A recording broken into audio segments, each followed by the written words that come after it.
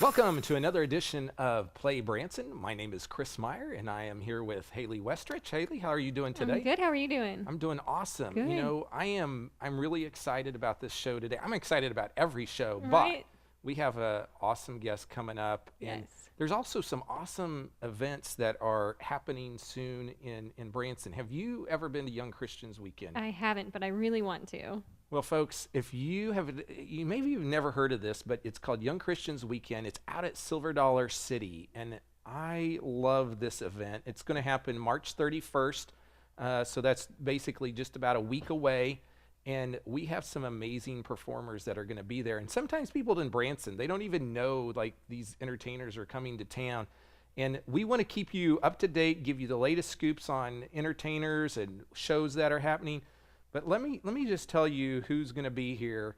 And Seventh Time Down. And most people are like, who are they? But they are one of the best Christian rock bands out there. In fact, I had two of their CDs. Not that you can see this from the camera, but I had two of their CDs in my car. And it's one of the few bands that I've always wanted to see. I've never seen them. And so they're going to be here, I believe, Friday night. And they are going to rock. I mean, they're going to rock Echo Hollow out at Silver Dollar City out. It's going to be crazy. And then on Saturday, we have the Grammy Award-winning group Building 429. Have you ever heard of Building 429? I have. One of my favorites. You've Yes, heard them? yes. And they've been here before, but it's been a couple of years, and so they're coming back. And then we have the museum. And then on Sunday, Lauren Diego, and she's like very popular right now. Yes. Chart topping. In fact, I think she just won a Grammy. Is that right? I think she did, yes. So let's hope that's right.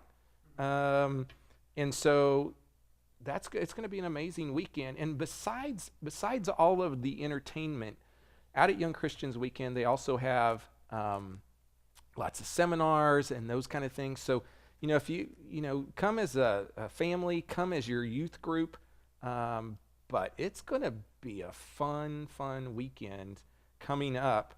And that's just, one of the many kinds of things that happen in Branson that young people love. Exactly, and especially the younger families. In fact, our guest today is from one of the youngest families here in Branson, and we have with us, he's one of the CEOs actually, so that's going to be awesome. So stay tuned as we welcome our guest coming up. The Platinum Award-winning Comfort Inn & Suites Branson Meadows features a unique mountain lodge theme with amazing views of the Ozark Mountains. The guest rooms are spectacular with over 30 suites. Cool off in the refreshing indoor pool and hot tub, or enjoy free hot breakfast every day. For more information or to make reservations, call 877-7-HOTELS.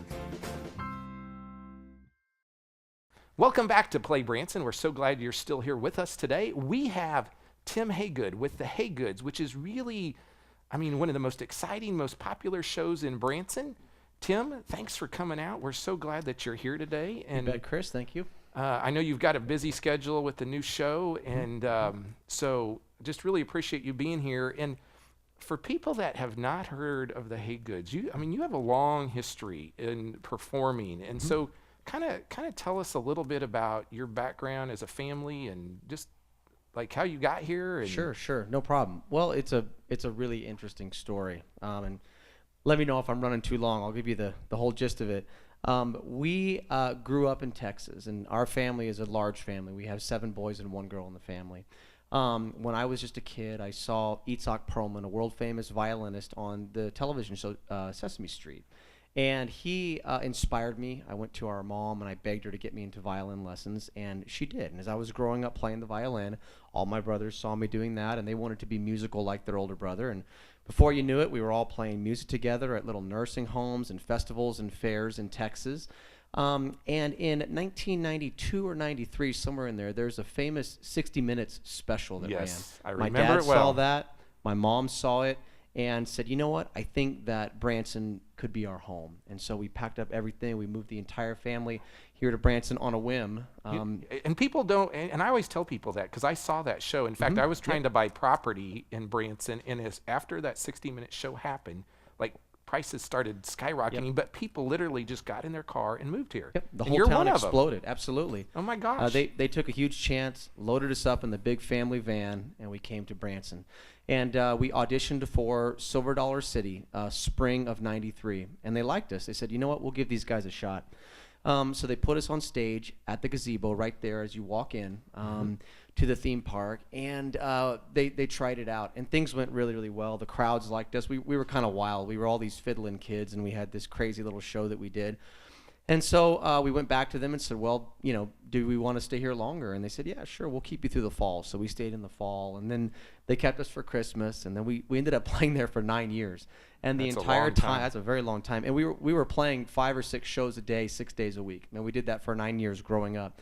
And as we were working on our shows and on our talent, we started picking up more instruments, started building a fan base.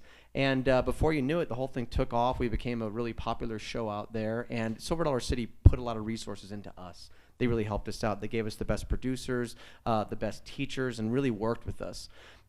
We decided to move the strip to the strip back in 2002, and we moved to a little theater that was being built called the Music City Center, and we opened our show. And at first it was a bit of a struggle because being on the strip is very, very different from being out at Silver Dollar City where there's always built-in crowds. Right.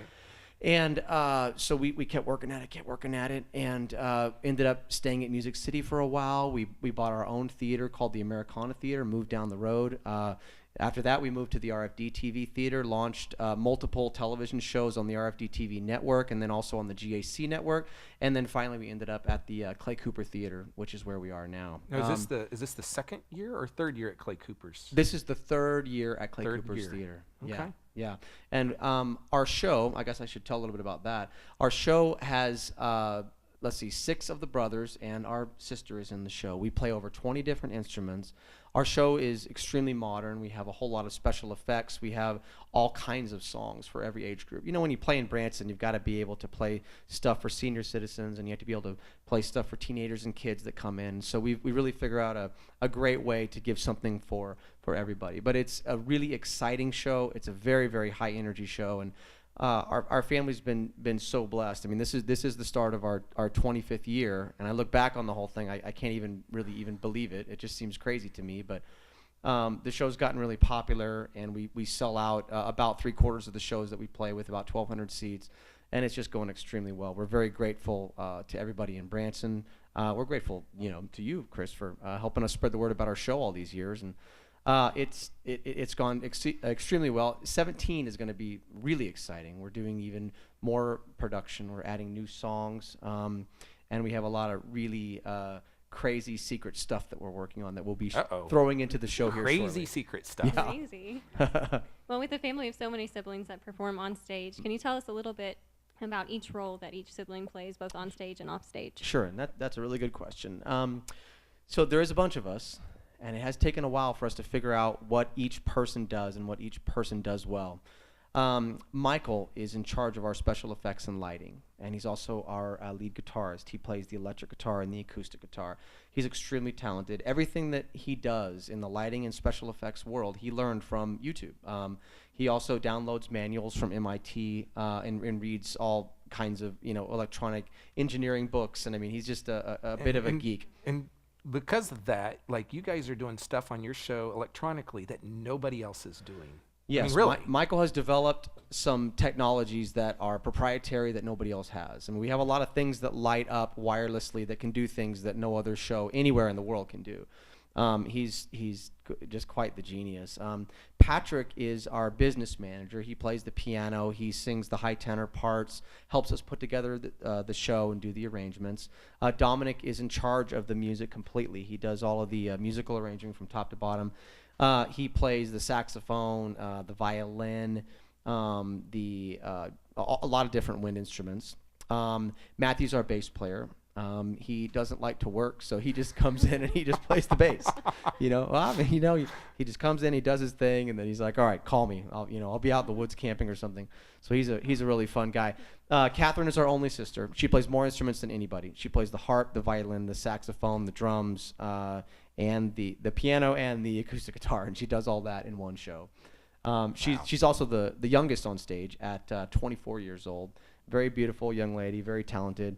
And then I am the oldest of the guys. I play the violin, the mandolin, the banjo, of course, and the acoustic guitar. And then we have one more brother, Sean, that just recently came back to the show as of 2 weeks ago. And he sings the bass parts, plays the violin, does tap dancing. And I think that's pretty exciting, but you really didn't tell your title, but I heard you're like the CEO. Well, I mean, like, is that...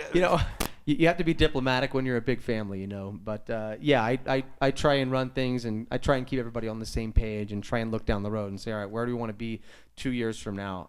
But it is a challenge, It's certainly a challenge working with that many brothers and keeping everybody in line, and just making sure that we're moving forward properly. And we've certainly had our challenges like any family, but the last decade or so has been really smooth. So well, it's interesting because you said you guys have been here 25 years, and that this year will be my 25th year. And so I mean, you guys are still so young, and you've already been performing 25 years. That's really amazing. And so folks, here's what we're going to do. We're going to show you a clip from the Haygood show, and I just love this clip. So take a watch this, and we'll be back in just a moment. Let's go!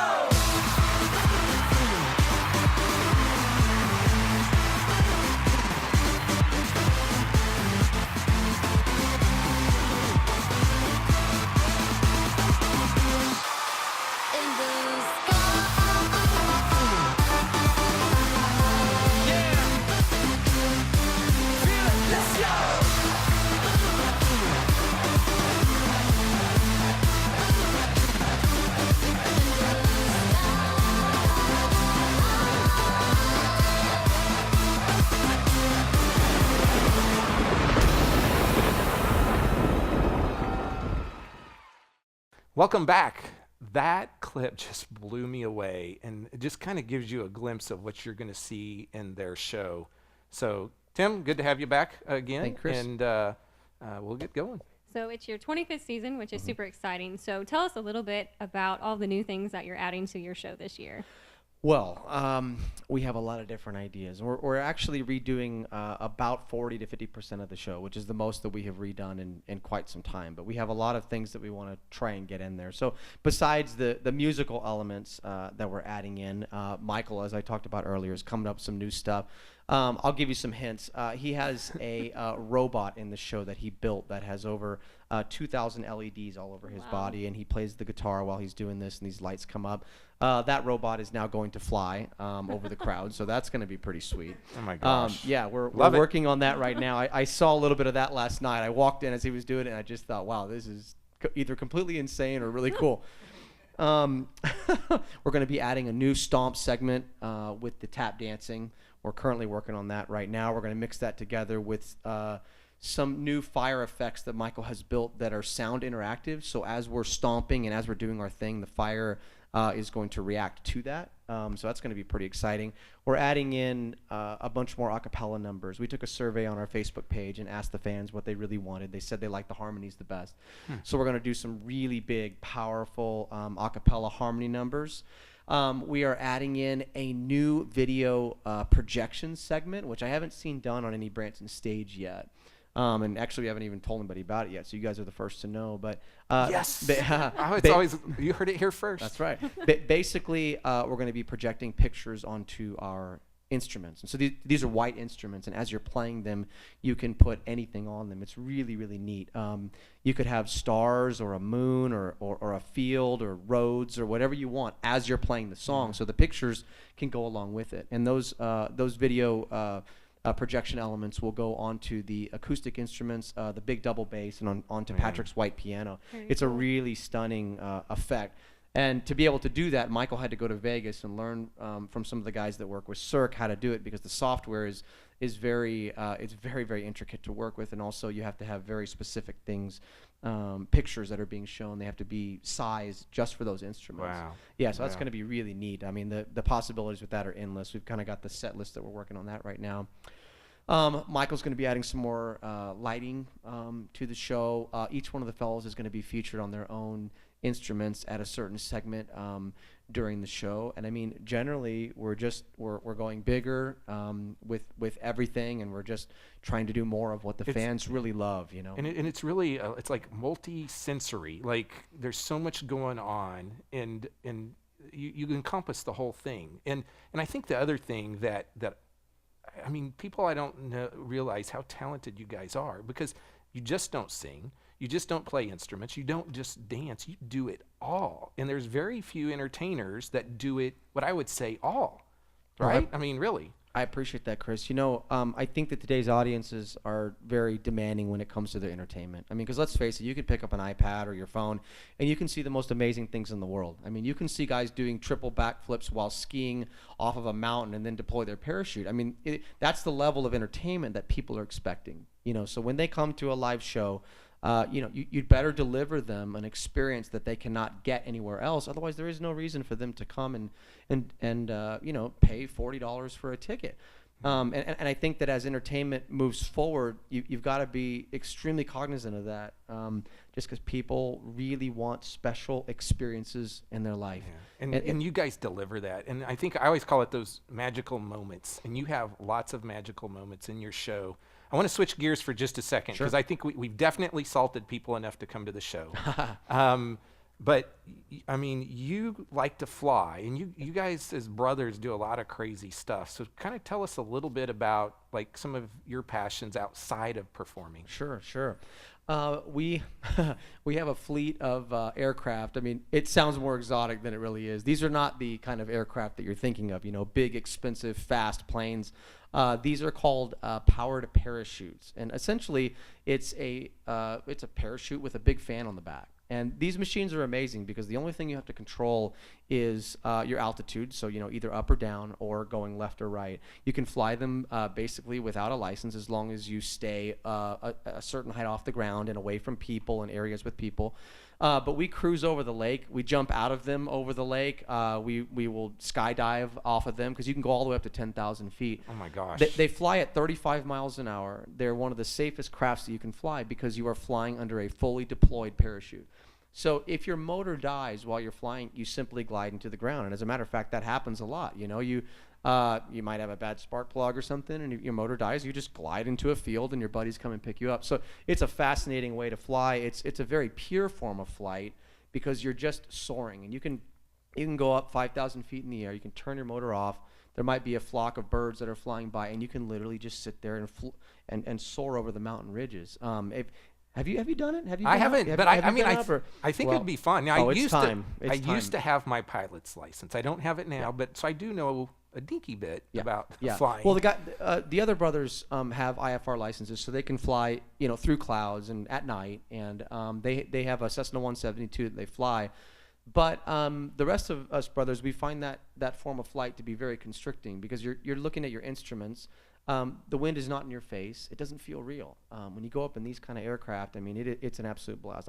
Both of you need to come and fly. I'd love to take you. So you have a 2-passenger. Oh yeah, we have a 2-passenger plane. Now you do need a license for the 2-passenger planes. You need to have training for those because you are carrying a passenger. But yeah, we have a couple of those, and I mean, just flying over the lake at night with a sunset is incredible. You know, the Ozarks are already it's a beautiful area. I mean, there's just so much to do here. But when you're over the Ozarks and you have the lake down there and you're watching a sunset, I mean, this is God's country. There's no question. So I'm guessing there's a lot of videos on YouTube of you guys doing a lot of crazy stuff. Yeah, absolutely. So folks, we try and have fun, you know. You can go to YouTube and just search for the Haygoods. Just search for the Haygoods. They've done a lot of stuff on TV and those kind of things. So, Tim, man, thanks so much for coming here Chris. today. And folks, the 25th year of their show, you heard about it here. They're gonna do a lot of new, crazy, awesome stuff.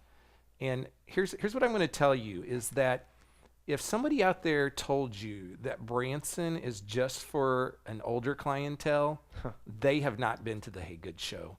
And so it's a show that the whole family will love, and you will just be blown away.